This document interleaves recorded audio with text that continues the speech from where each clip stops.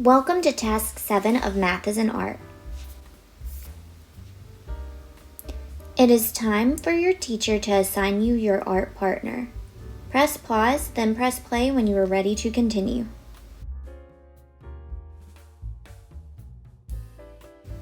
Before we start our number sense routine, let's review our hand signals.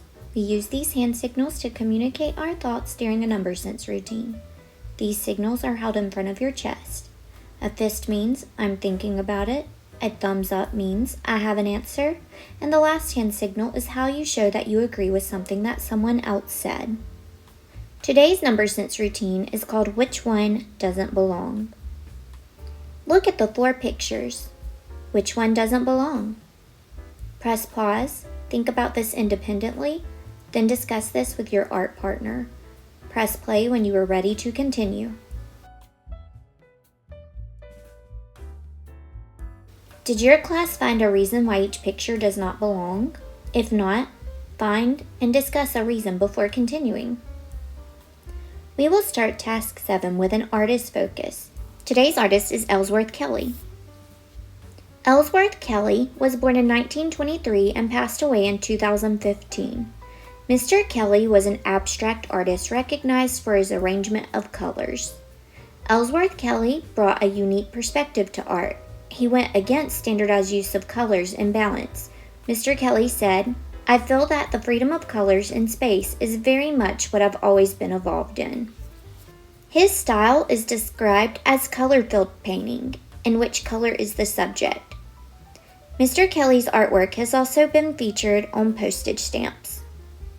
Here is one of Mr. Kelly's art compositions titled Spectrum Colors Arranged by Chance. He used papier gommette to create this design. Papier gommette is a type of sticky colored paper that is used by French school children. This piece is titled Colors for a Large Wall. This piece is made of 64 different canvases. It is a large composition at almost 8 feet wide by 8 feet tall. Here is another piece he created titled Spectrum 1. It is also a large composition that is 5 1/4 feet tall by 5 1/4 feet wide. Where do you see fractions in Ellsworth Kelly's work? Press pause. When you are ready to continue, press play. Now it is time for collaborative problem solving. Today, you and your art partner will solve a problem titled Arguing Artists. Alex and Allie created works of art inspired by the style of Ellsworth Kelly. Alex chose to paint his composition 1/3 blue, 1/4 yellow, 1/4 purple, and 1/6 black. Allie chose to paint her composition 1/6 blue, 3/6 yellow, 3/12 purple, and 1/12 black. You and your art partner will work to figure out who used the most blue paint. Be sure to describe how you know. Who used the most yellow paint? Describe how you know. And the last question states that Alex thinks he used more purple paint than Allie, yet Allie thinks they used the same amount of purple paint. Explain how Allie could be correct, and then come up with a way that Alex could be correct. Press pause, solve this with your art partner, then press play when you are ready to continue.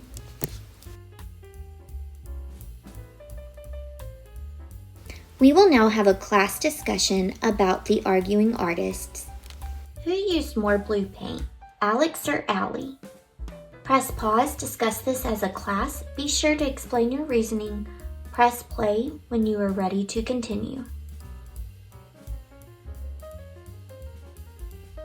I decided to cut the paintings into unit parts. I could tell by looking at the paintings that it looks like Alex has more than Allie, but I wanted to be sure. So I noticed that both paintings had this square piece to it, and I realized that both paintings could be made of 12 squares that size.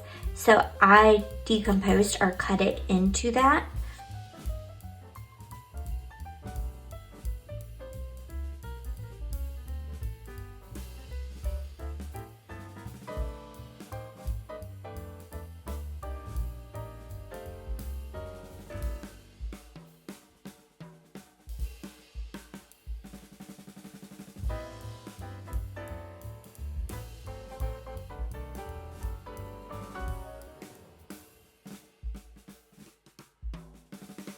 And I noticed if I pulled out the blue from Allie's and the blue pieces from Alex's painting, that Alex has twice as much as Allie has. So I know that Alex used the most blue paint. I was able to write this statement right here. 1/3 is greater than 1/6.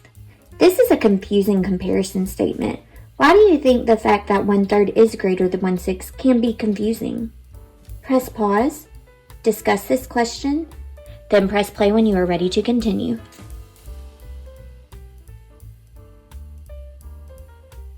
This can be confusing because we're used to seeing that 3 is smaller than 6. But when we're looking at the fraction, the denominator tells us the size of the piece. So think about this. If I had a pizza and I had to share it with 3 people or 6 people, which pizza would I get the larger slice from?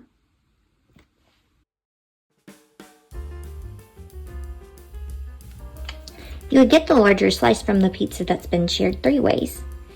The more people you have to share it with, the smaller the piece is. So for example, I would get twice as much pizza if I shared it with 3 people than if I shared it with 6.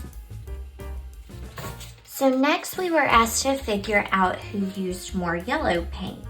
Alex used 1/4 yellow and Allie used 3/6 yellow. And once again, by looking at these paintings, it looks like Allie used the most, but I'm going to rearrange my pieces just to be sure.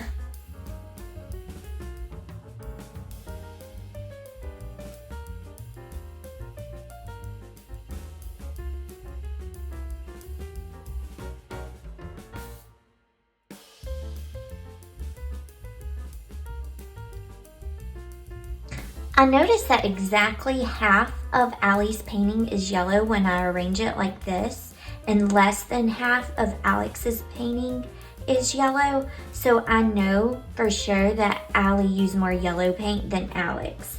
Here is a comparison statement we can use for this. So 1/4 is less than 3/6. Once again, that can be confusing because if we look at these as just individual digits, that doesn't seem correct. But remember, these aren't digits. This entire fraction represents a quantity of 1/4, and 3/6 is the same as 1/2. So think about that again. If I had to share a pizza with 2 people versus 4 people, I'm going to get a larger slice with half than I would with 1/4. Okay, and the last part of our task said Alex and Allie were arguing and that Alex thinks that he used more purple paint than Allie. Allie used 3/12 and Alex used 1/4.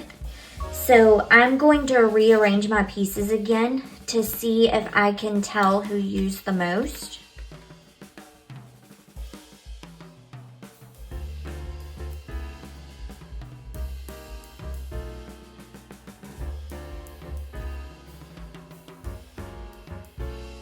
And I can see right here that they used equal amounts because you could see that this is 1/4. It's 1 out of 4 columns. Same thing here. Or we could say it's 3/12 because it's 3 out of 12 pieces. So it represents the same amount. So we can prove that Allie is correct based on this image here. But the problem also asked for us to explain how Alex could be correct. And I really struggled with this one, because I kept looking at it and I was like, I don't see how Alex can be correct because he used the same amount of purple paint as Allie. But then I realized he could be correct.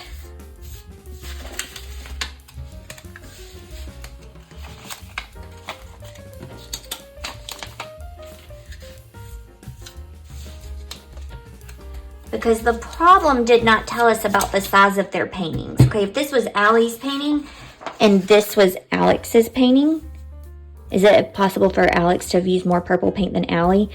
And yes, it is, because his painting's a lot bigger than Allie's, and so we can't compare the pieces because they're different sizes. However, if this was the case, it would change the whole rest of the problem. But there is a possible option where Alex could be correct, and that would be if their paintings were not the same size.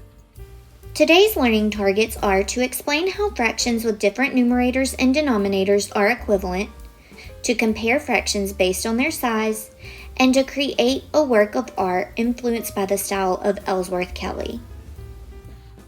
Okay, for this part of the activity, you are going to need 2 sheets of paper, your Task 7 lesson notes page. There's 2 pages, so you need the one that has equivalent fractions on it, and you'll need a crayon. Press pause, gather these materials, and when you're ready to continue, press play.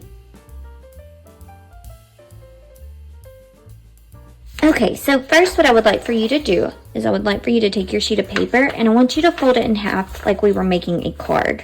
Try to make sure that your edges line up before you crease your fold.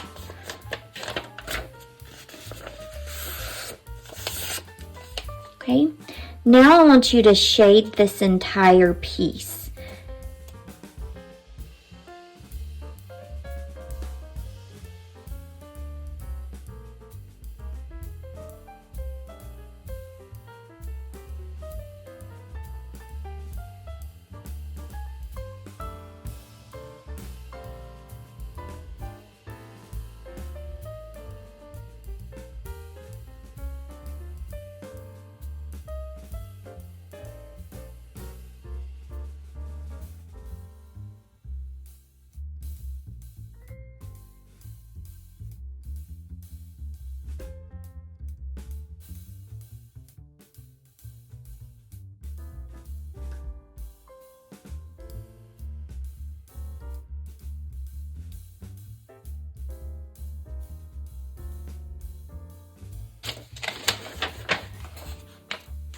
Okay, so now open back up your piece of paper.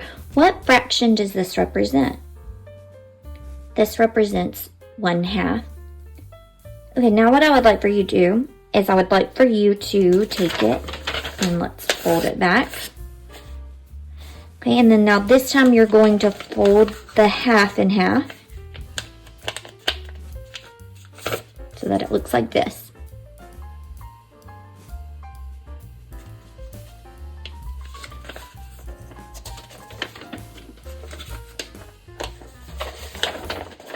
What fraction is represented now?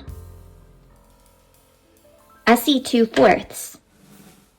Did we shade any more when we folded the paper? We did not.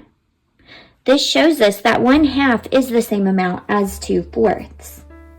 So for example, we could write a comparison statement like this, and oftentimes this can be confusing if we don't see the model with it because we see 2 different fractions. However, with fractions, because we're talking about the size of pieces, these 2 can represent the same amount. They just look different. Now I would like for you to fold it back the way we had it.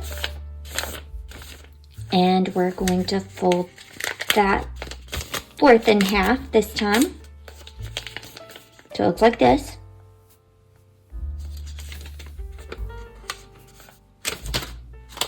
So we can open it up.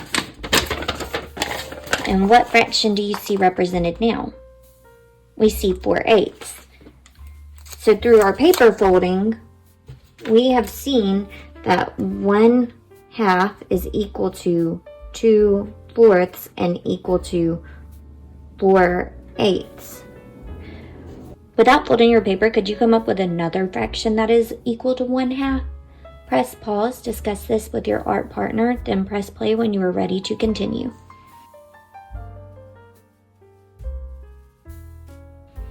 There are a variety of fractions that are equal to 1/2. We can look at the relationship between the numerator and denominator, and I see that 1 is half of our denominator, 2 is half of our denominator, 4 is half of our denominator of 8. So if I see that relationship of the numerator being half of my denominator, then I know that that fraction is going to be equivalent to 1/2. Now you're going to take your other sheet of paper and you are going to fold it in half again.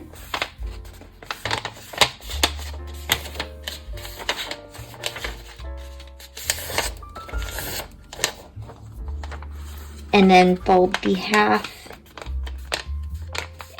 in half this way. So we folded it in half, and then we folded this way in half. Okay, so open up your paper. How many parts is your paper partitioned into? It's partitioned into 4. I would like for you to shade one of these fourths.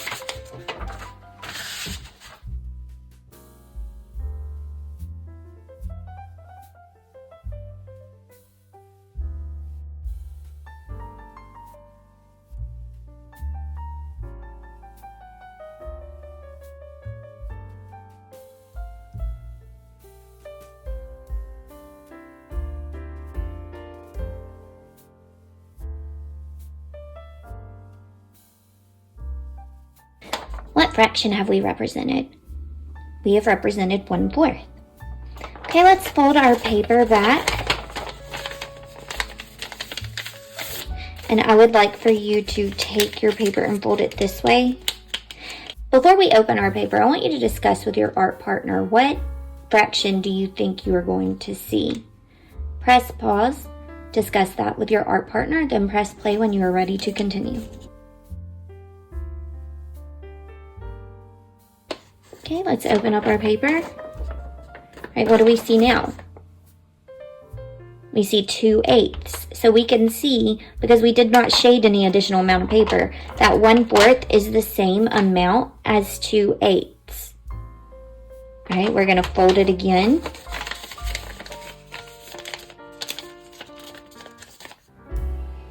We're gonna fold it in half this way.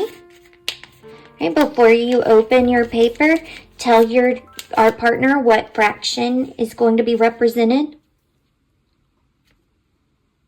Okay, let's open it up and see.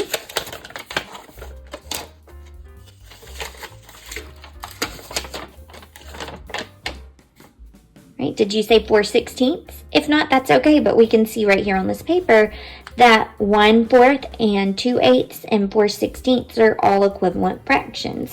Now you are going to need your notes page for Task 7 lesson notes. So we're going to think about the paper folding activity we just did, and we're going to record these notes in our art manual. So it says, use the picture below to show that 1/2 is equal to 4/8. So what is something we could do to show that? Okay, so I know that I want to make 1/2 equal to 4/8. So I have 2 pieces, so I need to figure out what I need to do to show 8 pieces. So I know that I could partition each of my halves into 4 parts.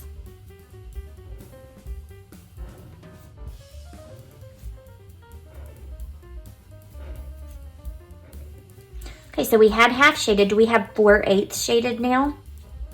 We do, and we didn't have to shade any additional amount. We just divided and partitioned our figure up into more pieces. You and your art partner are going to work together to determine how you can show that 1/4 is equal to 2/8. Press pause, work on that with your art partner, press play when you are ready to continue. Okay, you and your art partner may have decided to cut it this way to show that 1/4 is equal to 2/8, or you may have cut each fourth into half this way. So either way is fine, it's the same representation. So right here, we see that we started with 1/4, and now we can see that it is the same as 2/8. All right, now I would like for you and your art partner to work together to determine how can you show that 2/3 is the same as 8/12. Press pause, work on that together, press play when you are ready to continue.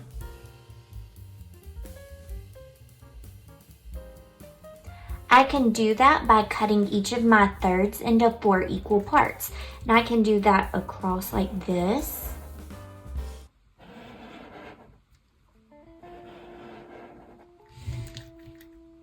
So I went from having 2/3 shaded to now I have 1, 2, 3, 4, 5, 6, 7, 8, 9, 10, 11, 12, 8 out of 12 parts shaded. So we could see that they represent the same amount. Okay, so we're going to define equivalent fractions today as fractions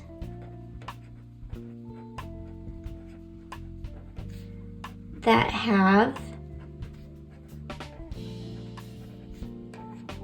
different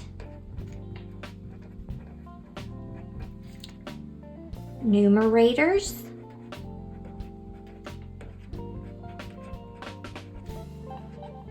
and denominators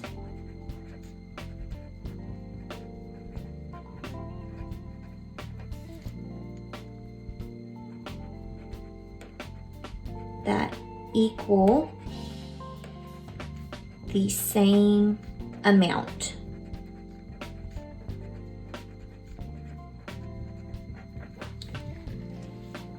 So we're defining it as fractions that have different numerators and denominators that equal the same amount. Okay, so you will now need this page from your lesson 7 notes and some fraction circles. So during our task, we talked about in order to compare fractions, the wholes must be the same size. So fraction comparisons are only valid when comparing same size wholes. So there are a variety of ways that we can compare fractions. One of these ways would be reasoning about the size of the piece. So for example, if we have the same numerator, we can reason about the size by looking at the denominator. So for example, we have 1/4 versus 1/8. Before we grab our fraction circle pieces, I want you to discuss with your art partner which fraction is larger, 1/4 or 1/8. Press pause. When you are ready to continue, press play.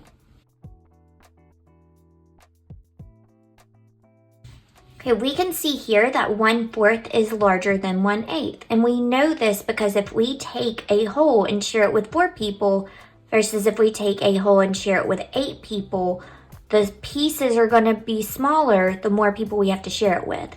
So we can see that actually a 1/4 is made up of 2/8. So 1/4 is larger than or greater than 1/8. And we are going to explain why we know this. So for each fraction, there is one piece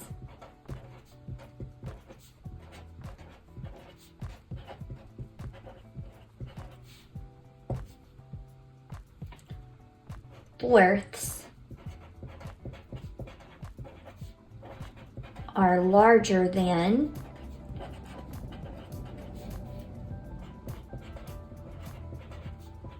eighths.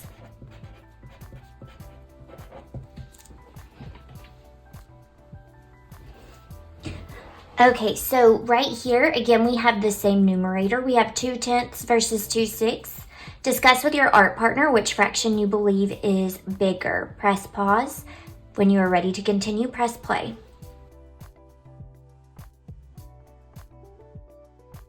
Okay, so right here with our fraction circle pieces, we can use these to see that 2/6 is larger than 2/10. So in both situations, we have 2 pieces. However, the 6ths are larger in size.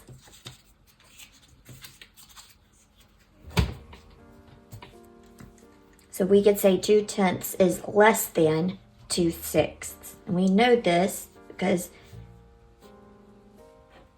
there are 2 pieces, but 6ths are larger than 10ths. We can also reason about the size of the piece when we have fractions that are both the same number of parts away from the whole. So for example, 2/3 and 7/8. I know that this is missing 1/3.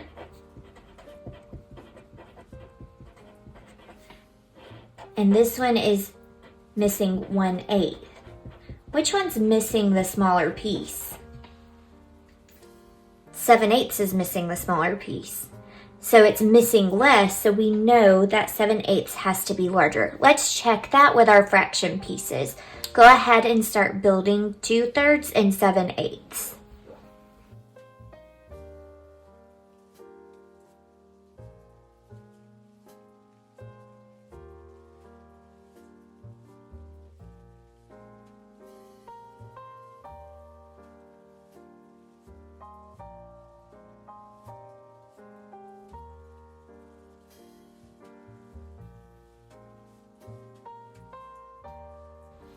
Okay, so in both situations, we're only one piece away from the hole, but as you see, the missing piece over here is much smaller, so we know that 7/8 is larger than 2/3.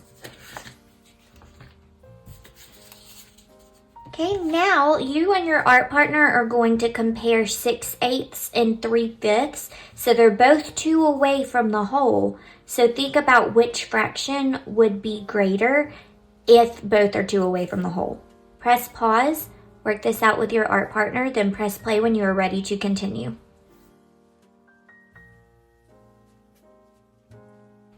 Okay, so I saw that 2/8 was missing to make the hole in 6/8 and 2/5 were missing to make the hole in 3/5. I know that 2/8 is a smaller amount missing than 2/5, so I know that 6/8 is greater than 3/5. We can check that with our fraction pieces. So let's go ahead and build that.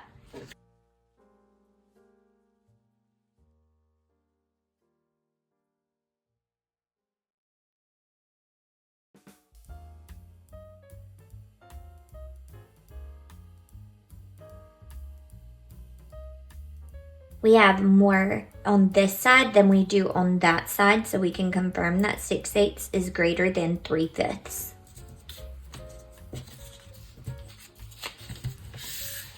Another way that we can compare fractions through reasoning is to reason about the relationship to 1/2. So 1/2 is what we call a benchmark fraction because it's a fraction that we can all easily understand. So for example, when we're thinking about 1/3 and 5/8, I know that 1/3 is less than 1/2, but I know 5/8 is going to be more than 1/2 because I know that 4/8 is equal to 1/2.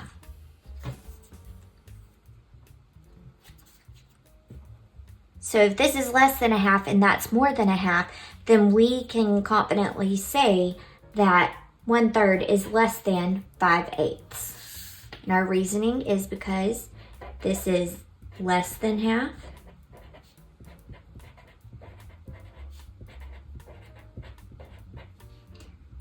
And this is more than 1/2.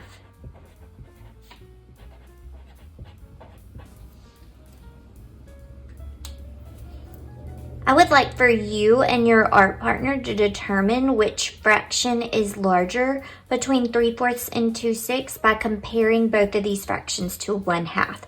Press pause when you are ready to continue. Press play. Okay, so in this situation, we know that 3/4 is more than 1/2 because 2/4 is the same as 1/2. 2/6 is less than 1/2 because I would have to have 3/6 to be equal to 1/2. So we can confidently say that 3/4 is larger than 2/6. Okay, and for our last part of our notes right here, it says we can reason through the relation to a unit piece. So what fraction do we see here? We see 4/6. What fraction do we see here? We see 3/4. So sometimes we can't use, they do not have the same numerator. They are not the same number of parts away from the whole, and they're both greater than 1/2. So when that happens, my goal is to try to find a unit piece that both of these have in common. And so the very first thing I'm going to start thinking about are the multiples of my denominators, so 6 and 4. So we're going to start generating a list of multiples until we find one that they have in common. So For 4, we know when we are finding multiples, we're skip counting. So 4, 8, 12. Let's start looking at our multiples for 6. We have 6 and 12. So I know right there that I can make both of these into 12ths. So we're going to make the unit piece the size of 1/12. What do I need to do to get these 6ths into 12ths? I need to partition each of my 6ths into 2 additional parts. What do I need to do to turn my 4ths into 12ths? I need to partition each 4th into 3 pieces.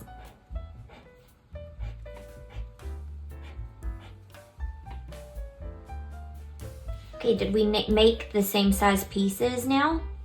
We did, so it's going to be easier to compare. So over here, we know that 4/6 is the same amount as 1, 2, 3, 4, 5, 6, 7, 8, 8/12ths. And we know that 3/4 is the same as 1, 2, 3, 4, 5, 6, 7, 8, 9/12ths. So we know that 3/4 is greater. Now it is your turn to create your own artwork inspired by the style of Ellsworth Kelly. For this project, you will use the provided art base and art part pieces to create your composition. Your arrangement must fill the 6 unit by 6 unit base. For my example, I created a 4x4, however yours must be a 6 unit by 6 unit. You're going to determine the fractional part of each piece of your composition. You can determine the denominator for that colored part based on the number of those pieces that it would take to build the whole. And then you are going to write 3 comparison statements. You're going to write a statement that is equivalent, one that's greater than, and one that's less than. And for each situation, your denominators within each comparison statement must be different. Press pause, complete your art project, then press play when you are ready to continue.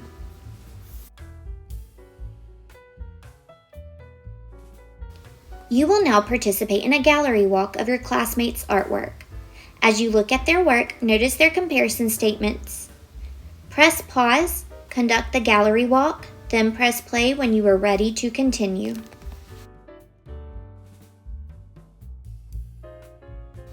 Now it is your turn to show your teacher what you have learned through this lesson.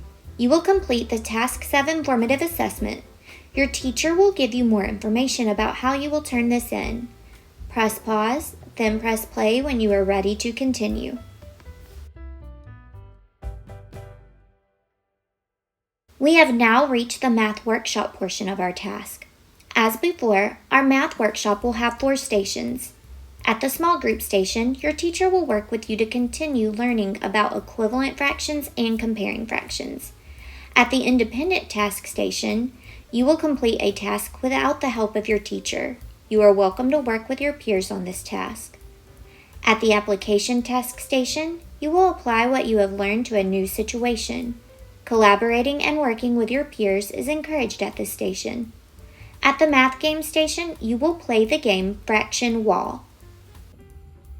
To play Fraction Wall, you will need a game board, the Fraction Wall cards. You're going to need a ruler and a crayon for each partner, and they need to be different colors. Okay, so to play Fraction Wall, the goal is to color the entire wall. You can either play with each player having their own wall, or you can share a wall. So if you choose to share a wall, then the winner is going to be the one who claims most of the wall. If you do not share a wall, then the winner will be the first one that shades their entire wall. So what you do to play this game is you are going to flip over a card. Okay, so I get 2 8s. So I can either choose to shade in those 2 8s, or I can find an equivalent fraction. So the way that I can do that is I could take my ruler and line it up with the edge of 2 8s and see what other fractions end at this point. Do you see another fraction that ends at this point? I see 1/4 does. So I can either choose to shade in 1/4 or I can shade in 2 8s. So I am going to shade in 1/4 instead of 2/8.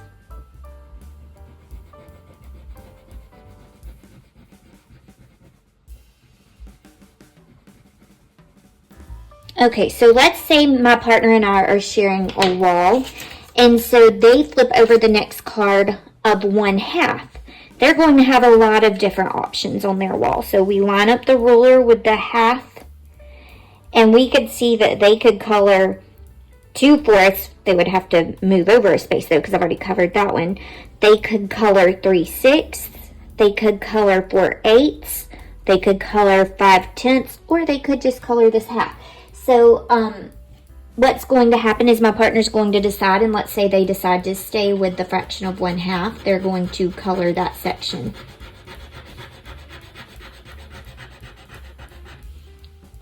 Okay, so play will continue. So now it's my turn again, and I flip over 3/10. When I look at 3/10, I notice there are no other parts that represent 3/10. So I am going to have to, whoops, wrong color.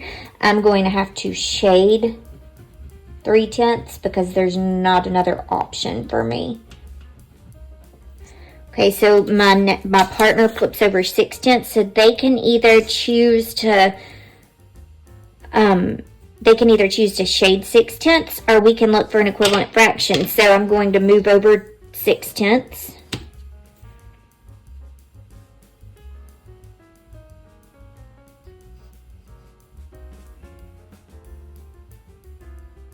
Okay, so they could shade 3/5 or they could shade 6/10. So either one would be fine. I'm going to say they're going to shade 3/5.